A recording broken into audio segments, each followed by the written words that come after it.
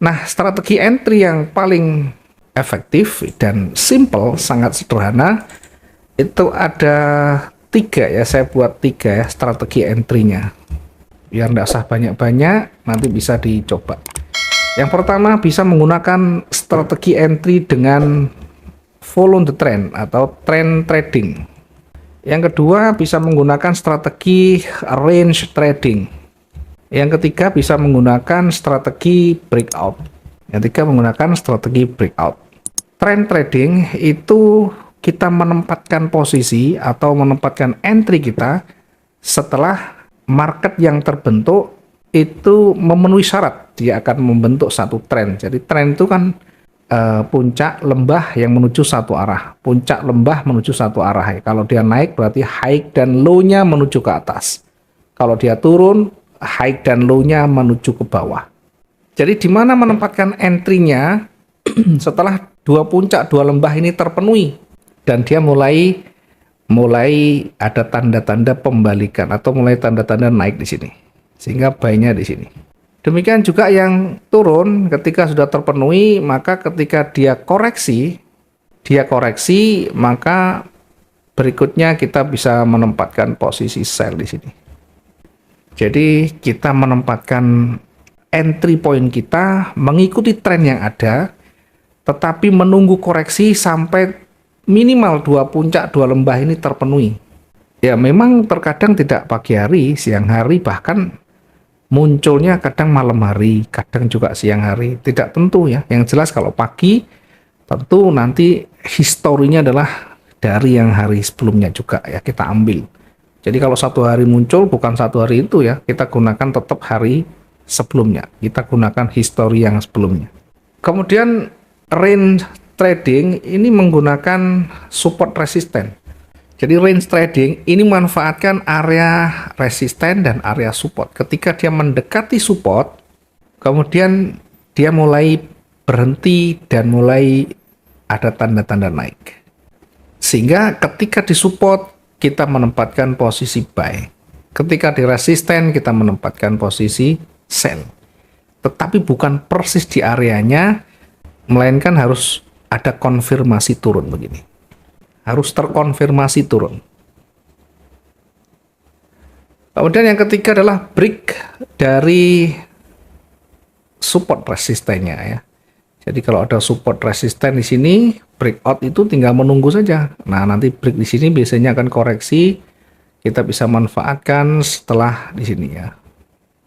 Artinya sudah break, kita juga bisa mengambil posisi buy, break di sini mengambil posisi sell.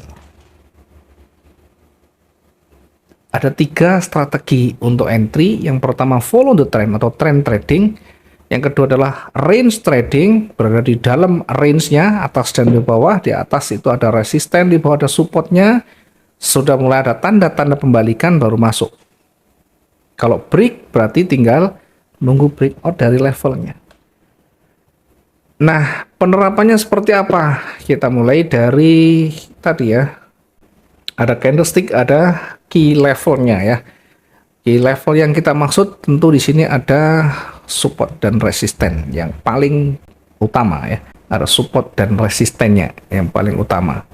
Sehingga kalau sudah ketemu di area support resisten, tinggal kita lihat di situ apakah nanti dia akan break atau akan memantul ya. Kalau break berarti kita bisa memanfaatkan strategi breakout. Kalau dia memantul bisa manfaatkan di area range. Jadi dia tidak ada tren tapi berada di satu range, kekuatannya hampir seimbang.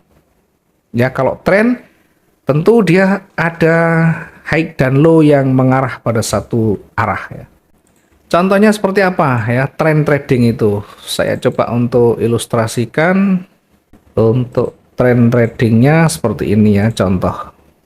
Saya gunakan di time frame normal dulu ya, di time frame normal, di time frame H1 ya. Saya contohkan begini.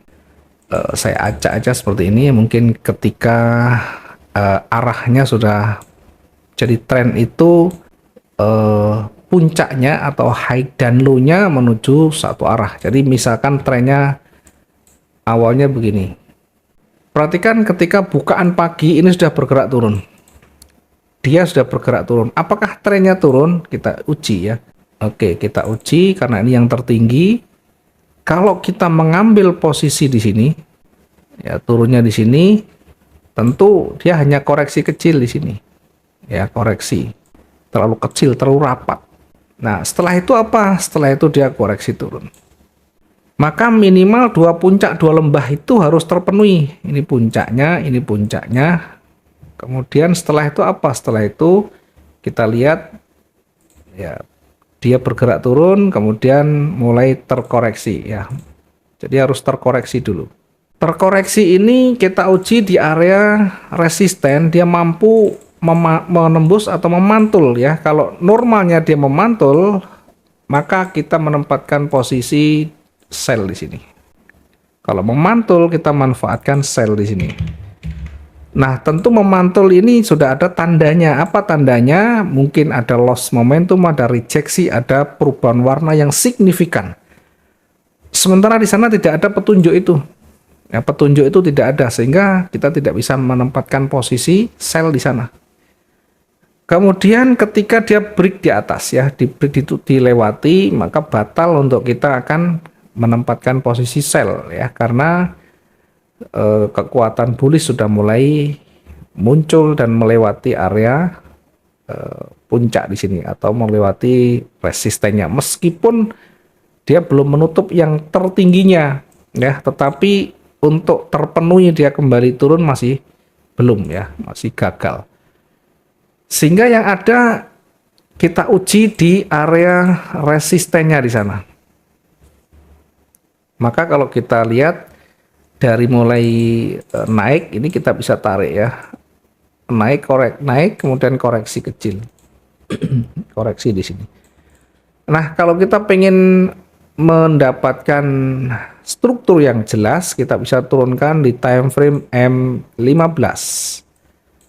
Ya, untuk mengkonfirmasi kita bisa gunakan time frame M15. Di M15 nanti kita akan buat garisnya ya, karena bergerak kecil ya, kita tarik begini aja. Dia ada koreksi kemudian naik lagi.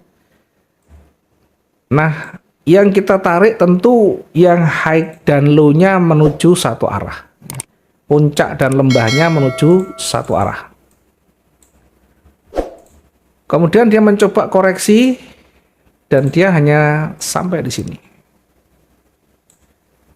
Sehingga minimal dua puncak dua lembah terpenuhi, dua puncak dua lembah ini terpenuhi, dan selanjutnya kita bisa menempatkan posisi buy di atas. Ini adalah follow the trend, atau setidaknya karena ini ada penolakan, kita masuknya di atas sumbunya. Jadi trading menggunakan strategi follow the trend, tetapi tentu sudah terpenuhi ya, tren itu sudah terpenuhi.